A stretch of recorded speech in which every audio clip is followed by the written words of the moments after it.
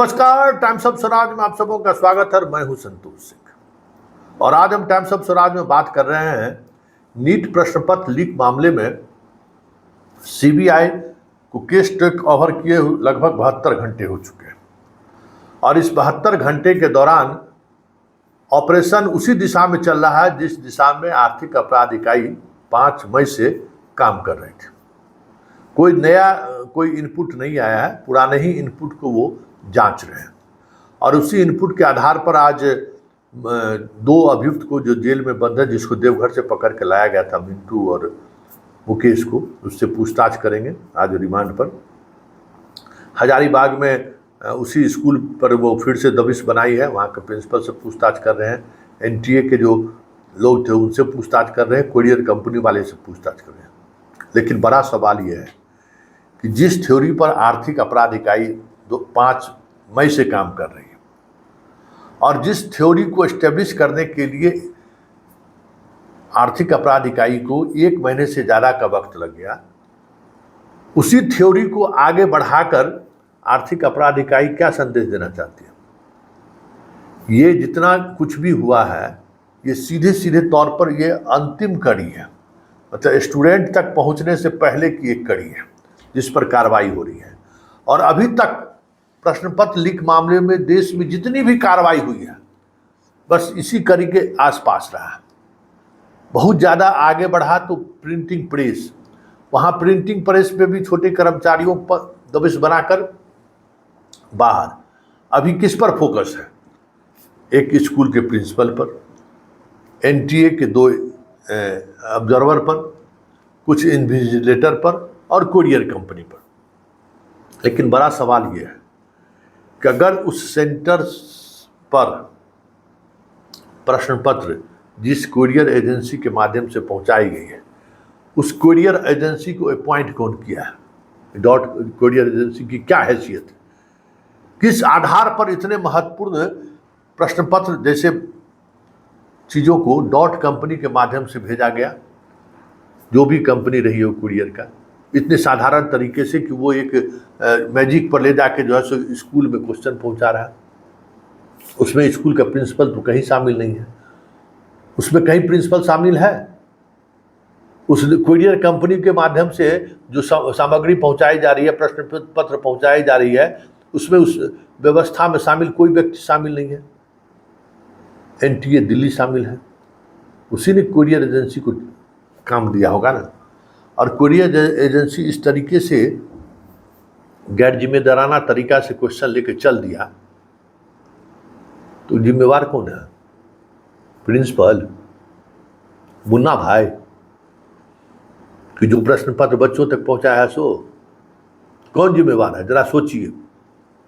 Road पर इस तरीके से चीज़ों को लेकर अकेले कोई चल दे तो कोई भी निकाल के कुछ भी कर सकता है। तो किसकी जिम्मेवारी होगी? निकालने वाले की, जो निकलवा रहा है उसकी जिम्मेवारी होगी। तो अक्सर हो यही रहा, जो निकलवाता है ना उस पर कोई कार्रवाई नहीं होती है। निकालने वाला, वो कुरियर कंपनी वाला बेचारा टेम्पू स्टाफ जो है, देख रहे गरीब आदमी है, उसको जेल भेज देगा। बहुत ज़्यादा खुश होगा तो प्रिंसिपल को जेल भेज देगा। उससे भी ज़्यादा खुश होगा तो एनटीए का जो 2 वहाँ ऑब्जर्वर है उसको जेल भेज देगा, 4 इन्विजिलेटर है उसको भेज देगा। लेकिन बड़ी बात यह है कि प्रश्न पत्र लीक फोटो खींच के नहीं हुआ है। स्कूल के प्रिंसिपल फोटो नहीं खींचा है कि भाई बच्चों को क्वेश्चन दिए, फोटो खींच लिए। आप लापरवाही की बात करें तो पूरे टेलीफोन कम्युनिकेशन है। और एक बात जो हम दावे के साथ कह सकते हैं कि वो जो बॉक्स है ना जिसमें प्रश्न पत्र रखा जाता है, उस बॉक्स के साथ जैसे ही छेड़छाड़ होगा, एनटीए के दफ्तर में घंटी बजना शुरू हो जाएगा। निर्धारित समय से जैसे ही छेड़छाड़ होगा, एनटीए के सर्वर पर इसकी जानकारी चली जाएगी जो परीक्षा कंडक्ट करता है। तो उनको जब जानकारी मिल गई कि फलाने सेंटर से हमारा प्रश्न पत्र के साथ छेड़छाड़ हो रहा है, तो वो क्या कार्रवाई की? उनसे सवाल किया जाएगा ना, और उनसे सवाल किया जाएगा तब न पकड़ा जाएगा कि कौन इस खेल में शामिल है। तो पकड़ रहे हैं नहीं चल का सबका। यही खेल है, यही आईवास है कि एनटीए का जो मेन किंग पिन है ना, जो बड़ी मछली है, उसको सीबीआई भी बचा रही है। आर्थिक अपराध इकाई भी परीक्षा मामले में अभी तक जितनी भी बिहार में भी जांच हुई है, बस यही सेकंड लेयर, स्टूडेंट और स्टूडेंट से एक लेयर ऊपर वाला। अरे भाई, उससे सवाल निकल ही नहीं सकता। हम बार बार दावे के साथ कह रहे हैं, सीबीआई चाहे तो मुझसे भी पूछताछ कर सकती है, सीबीआई से हम क्रॉस एग्जामिन करने को तैयार हैं, वो हमारा करें। जो भी टेक्नोलॉजी, जिस टेक्नोलॉजी का इस्तेमाल प्रश्न पत्र को रखने के लिए जिस बॉक्स का होता है, उस बॉक्स में अगर छेड़छाड़ हुआ तो सीधे खबर जाएगी मुख्यालय को। जिस डिजिटल नंबर से मुख्यालय कहती है कि ये फलाना सेंटर पर क्वेश्चन गया है, कर देती है ना।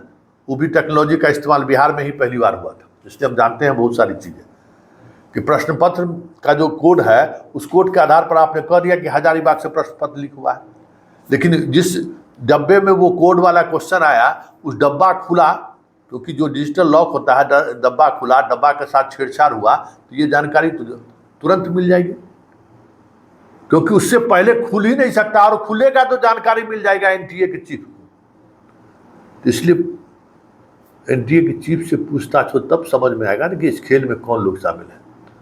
वो मुखिया, शत्रुघ्न, घनश्याम और नीतीश को खोजते रहिए, बस इतना मछली है जिसकी कोई हैसियत नहीं है, पैसा दिया, क्वेश्चन लेके पहुंचा दिया। जो क्वेश्चन निकालने का तरीका, किसको पता था कि डॉट कंपनी से जो है क्वेश्चन जा रहा है, कैसे लीक हुआ ये चीज़, और उसी गाड़ी से, टेम्पू से जा रहा है, कैसे पता चला उसको? बैंक से सब क्वेश्चन तो बैंक में जमा होना था, बैंक से निकल कर जाना था उसको, तो डॉट कंपनी से कैसे गया? और बिना मजिस्ट्रेट, और भाई सब परीक्षा का कॉपी, जो प्रश्न पत्र निकलता है तो डिस्ट्रिक्ट एडमिनिस्ट्रेशन का मजिस्ट्रेट होता है, मजिस्ट्रेट बैंक से रिसीव करते हैं और उसके बाद प्रश्न पत्र पहुंचाते हैं। तो वो जो सिस्टम है, उस सिस्टम को का क्यों नहीं एनटीए इस्तेमाल किया कि ये कुरियर कंपनी के माध्यम से वो आदमी के साथ भेज दिया? तो सवाल यही है कि सीबीआई भी वही कर रही है जो आर्थिक अपराध इकाई की जो क्षमता थी, उससे आगे आर्थिक अपराध इकाई बढ़ ही नहीं सकती है।